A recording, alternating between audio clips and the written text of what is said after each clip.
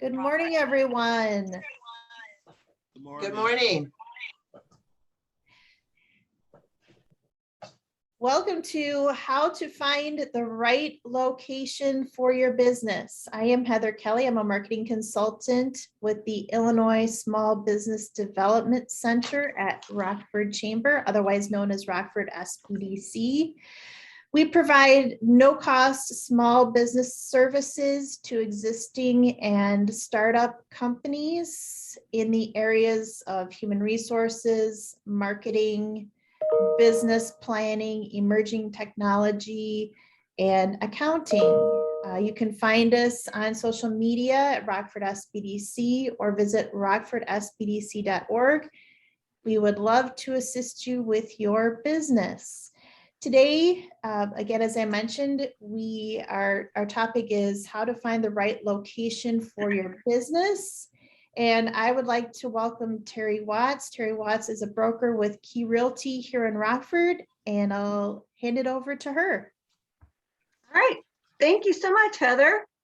Welcome, everyone. This is my first time ever doing it. Let's hope we don't have any Wi-Fi issues. So, yes, I'm Terry Watts, and I'm currently the lead broker with Team Top Rock, which is with Key Realty. I have been doing commercial real estate since 2008.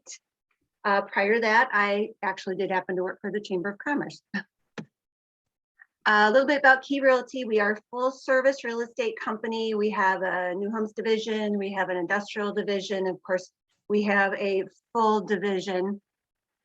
Sorry, I'm getting messages about the live stream. Okay. For residential, we also do foreclosures, which we do anticipate will be coming back. And we do have several locations without Northern Illinois and Southern Wisconsin. Okay. Well, here we go. Our first glitch, Heather. You can scroll up if you can. There we go. Okay. All right. So your first step for securing a location for your business is starting your business plan. And if you have not already talked to Shelby, then I highly recommend you do so. When you're working in your business plan, things that you need to consider for your location is your budget. Are you going to buy it properly, or are you going to lose property? How much space do you need? Of course, you're going to have a general idea. Once you start working with the realtor broker, we'll assist you with that. A lot of it's going to depend also on what is available. Commercial space is not like residential. It's not cookie cutter with so many bedrooms and so many bathrooms. There's all kinds of configurations and needs that are going to have to be considered. So what area do you want to be in?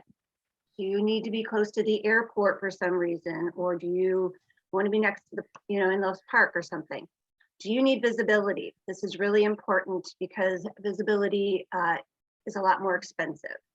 I can get into that later on. But if you do have a retail business, you need to think about, do you need to have lots of cars seeing your business? Do you need handicap access? Do you have elderly clients? Do you have any power requirements for any special machinery or something? If you're looking at industrial property, there's all kinds of things you need to consider as far as ceiling heights, overhead doors and such. Zoning, very important. Retail, sometimes you're in a commercial or you're in a community retail, which is mixed use and things like that. But if you have industrial, you really have to be careful about the zoning. And if you need any special licensing. Your second step is determining your budget, buying or leasing property. And that would be Alan here at the SBDC. He can help you with all of that. Step 3 is starting your search. LoopNet and CoStar are two websites that are used across the United States. If you'd like to, be a little bit more local, you can search any of the local real estate. Just Google commercial real estate. Team Top Rock, we have our own personal website, as does Key, and it links to Key as well. And you can search for properties, both commercial, residential. We do feed from all 3 MLSs in this region. You can also sign up for a property search on our website, which will send you the parameters once new properties come on the market. Okay, why use a commercial broker? And I will say a lot of people are really confused about this. Is there a cost to me? What are, How does it work? Okay, well, the reason why you want to use a broker is because we have market knowledge. Like I said, I have been doing this since 2008, and I understand both the community as far as different like Loves Park versus Resco. I know about properties that are not currently on the MLS. I have relationships with developers and investors. Also, we can do all the negotiation for you, take the stress out of it for you. And best of all, there is no cost to you. And how does that work? Well, if there is a property that's in the MLS, then the owner of that property has a contract with the realtor that has it listed to pay a set amount of commission. Now, whether you work directly with that person, which means you're not really getting representation unless you're in a dual agency, or you're just representing yourself, the owner's still paying commission. So if you work with a broker, you're getting all of our professional knowledge at no cost to you. Okay, how do you find a broker? Good old fashioned word of mouth, ask for recommendations. I will caution you, please do not use just a residential realtor. I will say there are about 40 commercial brokers in our particular market, and there's like 450 residential. So there's a lot more of them around here, but it's very, very, very different.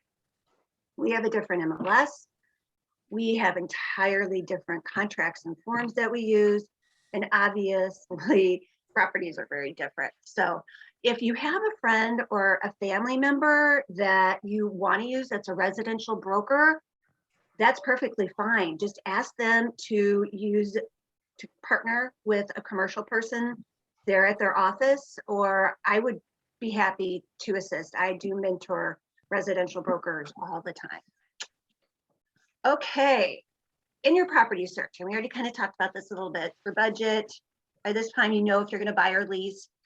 At this time you have a general idea how much space you need. And again, as we're looking at properties, we'll determine more of that. What area do you want to be in? Again, visibility, costs can really, really vary. Anywhere from $5 a square foot for a property up to $20 a square foot. Your less expensive is going to be your industrial, but bottom line, if you're in visibility, which is your Perryville or your West Lane, that area, those are the most expensive. And taxes alone are 3 times, 4 times higher than other areas. So you really need to think about that and figure that into your business plan. Okay, do you need handicap access? You would be surprised how many office spaces in our area are not handicap access.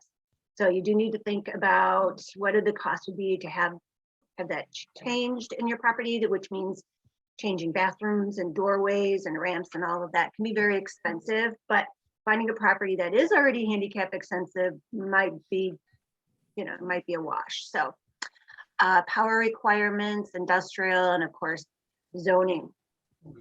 Purchasing a property. I'm just going to briefly talk about this because I could do a whole nother hour just about this, but I'm going to focus more on leasing today because predominantly new businesses are going to be leasing property. So purchasing a property. First, you have to draft a contract, obviously, and that can be done for you at no cost to you by a real estate broker, or you can hire an attorney that can help you through the entire process. You will need inspections just like you do for a home property. You will need environmental tests. Most lenders will require a phase 1 if you are purchasing. If it's an industrial property and a phase 1 comes back with showing that there is some sort of contamination, then you have to look into a 2 or a 3. A phase 1 costs about $1,400 to $1,800. It is an environmental report. There's several great environmental firms right in our area. They do a history, do an inspection, and as I said, if something comes back, then they go to a phase 2 or 3. Now, if he does come back with something that is bad, then you need to renegotiate as far as any of your inspections or that environmental report. Back on the environmental, I should say that if you are purchasing retail or office space that has never been industrial or farmland or anything like that, in a lot of cases in that scenario, the lender will not require you, but I would go into it thinking you probably will. Okay, commercial loans. And again, I want to thank Alan there at the SBDC who's provided me with this up-to-date information because I am a broker, not a banker. Okay, commercial real estate rates are between 4 and 5 and 6 that are moving upward, just like residential rates are. Rates depend on the amount that's borrowed, their down payment, and typically with commercial loans, you do need at least 20% down, if not more. Creditworthiness and must meet some cash flow requirements. Commercial loans do amortize over 20 years, but they are only a 5-year fixed rate. So not only will the rates change, but you have to refinance every 5 years, which means you have to pay for all the fees, including a new appraisal. Now, there is an SBA 504 loans that are available, and the borrower needs less down, and they can get a fixed rate, and it is a combination of the SBA and then a local bank. So if you can get one of those, actually, it's much better. Understanding commercial leases. Okay. And again, this is the thing where a lot of people are really confused. They're like, what's the 3 ends? It doesn't make any sense why it's called a 3 ends. It's actually called triple net, is how that's referred to. And then CAMIT. Okay, triple net are taxes, building insurance. You will need your own insurance, but this is for building insurance and the common area maintenance. CAMIT, common area maintenance, insurance, taxes. That makes a lot more sense, right? I mean, that actually goes with what it's saying, but more frequently you will see triple net in our market. And there are such things though that are gross leases that do include all of these. But typically when you have a net lease or CAM lease, at the end of the year, you will settle up with your landlord and adjust accordingly. Being that if we have a year with a lot of snow, then there's a lot of extra common area maintenance. And again, as you can see in my slide, this can range anywhere from $2 to $15 a square foot. Your higher square foot is going to be in your high visibility areas because of the taxes. Also, in addition, if you are in a large strip center or a mall that has a lot of common area, you do have to pay for a portion of all that common area maintenance as well. Okay, this is just a screenshot of what our MLS listings look like if someone was going to email it to you. Now, I will say there's a lot of empty spaces in here. It's very different. We have a new MLS that recently just launched in the fall, and they're still working out some kinks. So, and us brokers are still trying to figure it out, quite honestly. But like I said, there's a lot of glitches, but I have it highlighted here. Instead of having triple net or CAMIT, it just has CAM, which it really should be CAMIT, or it should have a separate place for taxes, but it doesn't. So anyway, that's just to give you an idea of what that would look like. Okay, now you will also have noticed on there in that screen that you'll see PSF, or you'll see SF, and that is price per square foot. Now that is calculated annually. So if you are going to lease 2,000 square feet and the price per square foot is $9, which I would say is pretty average for our area. And then you want to add your CAMIT, which is $450, which is pretty middle of the road and pretty normal. That comes to $27,000 annually. You divide by 12 and your monthly rent payment is $2,250. Step 4. Okay, so you looked at your property, you found one that you think you like, that's going to work for you. You do a letter of intent.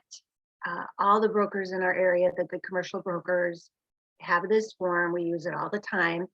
It's a great way to negotiate before you get into, legal document of a lease, which once that's done by an attorney, and I'll move on to that. But okay, so it's non-binding. You want to talk about the term. The longer you have term, the better terms you're going to, or better price you're going to get, I should say, on your lease. You're going to propose what you're going to pay. So the listing may be asking for 9, but you may want to go in and say, I'm going to give you 8. Or you may want to say, I'm going to give you 7 the first year, 8 the next year, 9 the next year. Being a new business, the landlords are going to want to work with you because they want you to be successful and they want you to stay, and understanding that up front, you're going to have a lot more expenses. So if you're a good landlord, they'll work with you, hopefully. You will have to do a personal guarantee for a lease term. Even if you have set up an LLC or incorporated or anything like that, all landlords are going to require a personal guarantee for the entire term of the lease. Work done by tenant landlord. So if you're going in and the space is an office space but you want it to be retail and wide open, you're going to go in and say, landlord, I want you to remove these offices and I'll put in the new carpet, or vice versa, or I want you to do it all. This is where you figure out who's doing what work and who's going to pay for what work is done. Do keep in mind, whatever landlord work, the work the landlord does, you will pay for it. Unfortunately, it's going to be prorated over the term of your lease, or they may want it up front, depending on who it is. If it's a lot of work, like putting in a kitchen, if it's a restaurant and you want to put in an industrial kitchen or something like that, then you could expect, if the landlord is paying for it, and it would have to be, an investor or a larger landlord. It's not going to be probably anyone that would do something like that, but they will charge you interest as well. So you might be better off doing you can get it in your commercial loan. Well, that's for a lease. I'm sorry, I'm going ahead of myself. But no, you definitely need to keep in mind that you're going to pay for whatever work you're going to be doing. So, okay. You want to talk about when you're going to be coming in and when you're going to ask for free rent. If it's going to take you 3 months to do the work that you need to do, it's perfectly acceptable and the norm to ask the landlord for free rent at that time. A lot of times I will negotiate the initiation of rent to be when the opening of the business, because we do have a lot of work to do. And as we know, especially now, getting supplies, getting contractors, it's very difficult. Setting a specific date can be a moving target. So a landlord will work with you on that. Okay. Signage. Okay. Signage is at your expense. No landlord pays for signs. Occasionally, a little, here or there, in some places, predominantly, you pay for your own sign. You want to sign on your door, you want to sign on your pylon. You will need to negotiate the location of your sign. Sometimes it's a standard, but you've seen the big pylon signs in the high visibility areas, and everybody wants the biggest sign. Well, that is based on the biggest tenant. Whoever's paying the most rent gets the biggest sign. So keep that in mind. Some landlords will allow you, even if you are the small user, to bid a bigger sign in, but you'll have to pay them a little bit extra. And also keep in mind that you will need to talk to the municipality. The city of Rockford is very, very, very conservative on what they allow for signage. They don't want a lot of messy everywhere. It's a touchy situation because obviously for a new business, and if you need visibility, signage is really important. And hey, it helps grow your business. But unfortunately, because the bigger signs go to the bigger tenants, and you do have to work the municipality what they're going to let you have. So, okay, yes, and your landlord's going to do a credit check on you to make sure that you can have the funds for the entire term of the lease. And you will also want to talk about renewals. Typically, leases are 3 to 5 years. There are some landlords that will do a year, more so now because the commercial got very, very soft during COVID. So anyway, so you have a 1 year, say I'm going to lease for 1 year and I'm going to renew in 1 year. Typically it's a 3% annual renewal, or whenever you have a renewal annually, 3% is typically what the increases are. You can negotiate this, but it is typically right around 3%, unless, as I said, you go in at a highly discounted rate initially and you take big steps up. Okay, going to lease. At this point, whether you are using a realtor or not, you will need an attorney to review that lease. I will say I've seen leases that are 1 page, straightforward, right to the point, and I've seen 40-page leases. So when you get into those, you really do, you definitely need an attorney to triple, double check everything. Again, the 3% annual increases are going to be in the lease, your renewal dates. you want to keep close track of those renewal dates. Some landlords I've seen as long as they want 6 months notice on whether you're staying or you're not. And if you don't give the proper notice, they can charge you. If you don't notify them in time and you stay longer than when your lease is, then they're going to charge you. And I have seen up to 100% increase. And that is what they call holding over. So keep track of those dates. And most landlords will require you to do biannual HVAC maintenance. And this does protect both you and your landlord. Basically, the landlord is responsible, or should be responsible, for repair or replacement of any HVAC needed, based on the fact that the tenant has taken care of it. If you're not taking care of it and you're not maintaining it, they're not going to repair it. So it is important that you do that and you keep your documentation. So in the event that there is a problem with it, you can prove you've covered yourself. Okay, that is it. I was kind of all over the place. So are there any questions? Are there any questions for Terry? Yeah, I have a question. Can you hear me? Yes, Yes. I can. Okay, this is Karen Hobbs. So I'm going to have a lot of clients that's going to be looking for a commercial location to start their food business. And I looked at the letter of intent slides, and tell me if I'm wrong. How I understood it is that those are the topics that will be discussed if the client is probably 90% sure that they're going to go in there and, they're just basically looking for a contractor, the equipment, in that stage. But there's a lot of times there's a stage prior to that. Because I was working for the health department, we always advise for them to do a lot of research and like attend business first, find out what the building has on the location, what kind of violations what will be put upon them. So is there some kind of a letter of intent that maybe not as, I don't know what to say, just based to hold the space so that they can do research for 3 weeks? I'm looking at this another location. I guess. Yeah, the letter of intent is meant to do negotiations instead of, what you get to lease. That's a legal document. But during that time, you should be doing your due diligence 100%.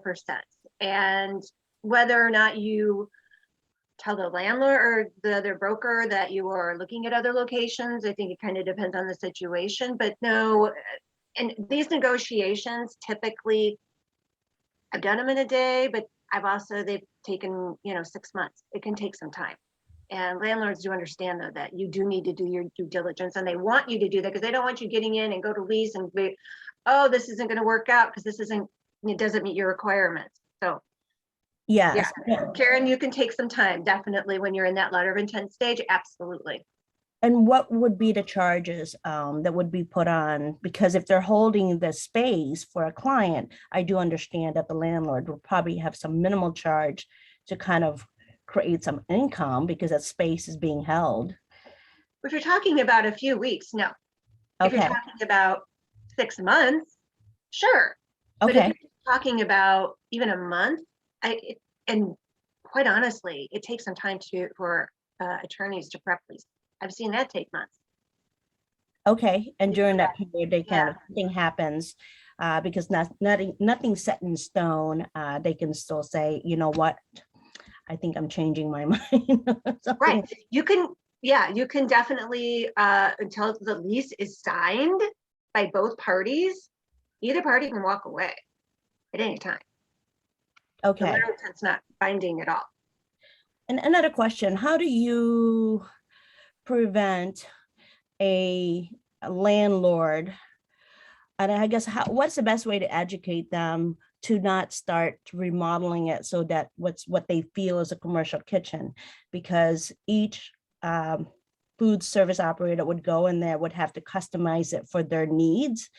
And sometimes a lot of first-time food service operators, they're very enticed by, oh, it's so shiny, it looks pretty, it looks commercial, but it's not really, after all the review is done by the health department or where someone is helping them, like my agency, it may not be best for them. So all the work has to be redone. And sometimes I found in the past that the work has not even been final by the building department because it was done by just the landlord.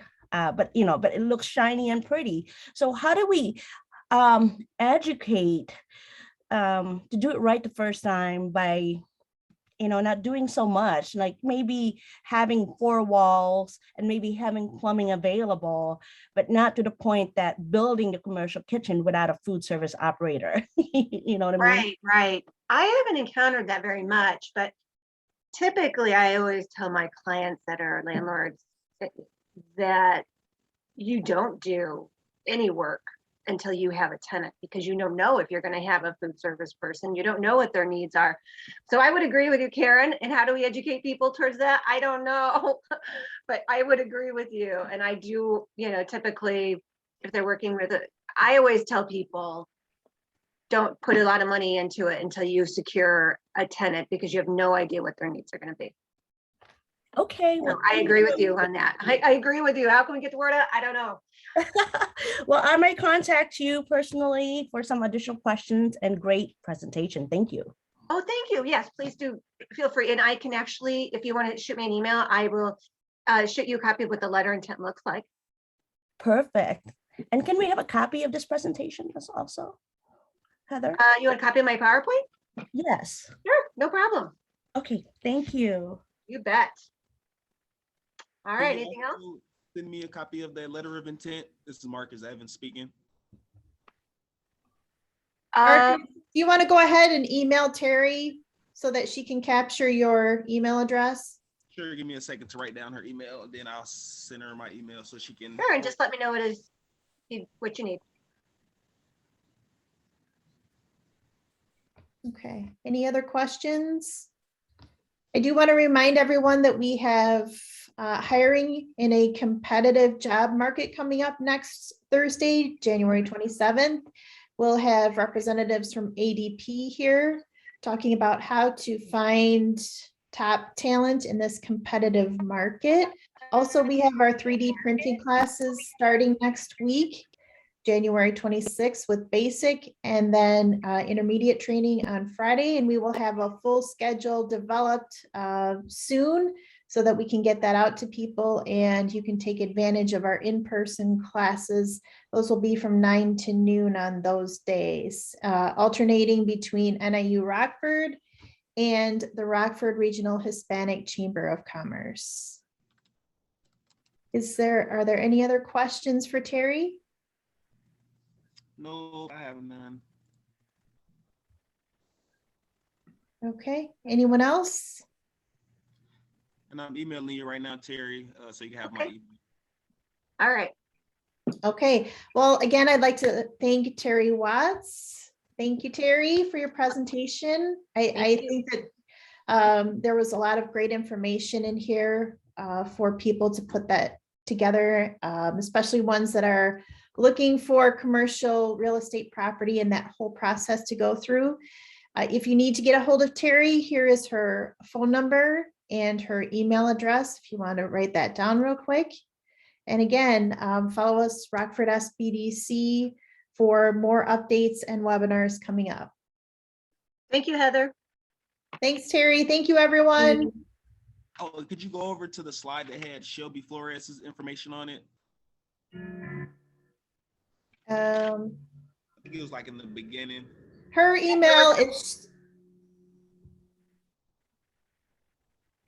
is Shelby. There you go. Yeah, Okay. Shelby.sbdc@rockfordchamber.com.